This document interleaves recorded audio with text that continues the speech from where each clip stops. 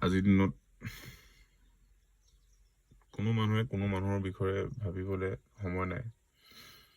চবে ভাবে মই কষ্ট কৰিছোঁ, নিজৰ কাৰণে কষ্ট কৰিছোঁ, নিজে ধনী হ'বলৈ কষ্ট কৰিছোঁ, ধনী হ'লোঁ, নিজে খালোঁ, নিজৰ পৰিয়ালটোক খোৱালোঁ, বাছ।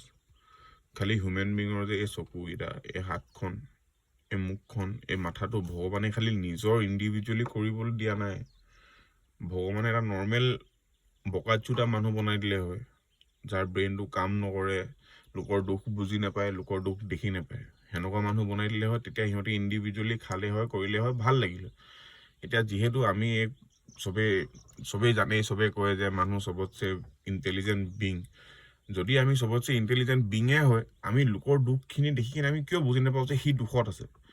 আমি সেই দুখখিনিক আকৌ হেল্প কৰি কিনে তাৰ সেই দুখখিনিক সুখত চেঞ্জ কিয় কৰিব নোৱাৰোঁ আমি, যদি ইমানেই ইণ্টেলিজেণ্ট হয়।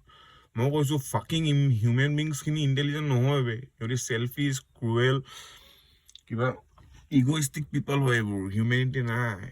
কোনোবা ক'ৰবাত এক দুটা বাচি আছে, ভালকৈ লুকাই থাক, নহ'লে তহঁতৰ গাতো একেটাই প্ৰভাৱ পৰিব। আৰু মই বিচাৰোঁ আমাৰ ককাহঁতে, আজু ককাহঁতে আমাৰ কাৰণে বচালে কিবা এটা, সেইকাৰণে আমি পালোঁ। আমি যদি নবচাওঁ আমি একো নাপাওঁ।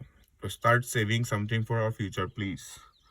আমাৰ ফিউচাৰটোৰ কাৰণে কিবা এটা বচাব ধৰক, কিবা এটা বচাবলৈ ষ্টাৰ্ট কৰক, নতুন কিবা এটা ৰুবলৈ ষ্টাৰ্ট কৰক। লাগে সিহঁতক দৰকাৰী হ'বই।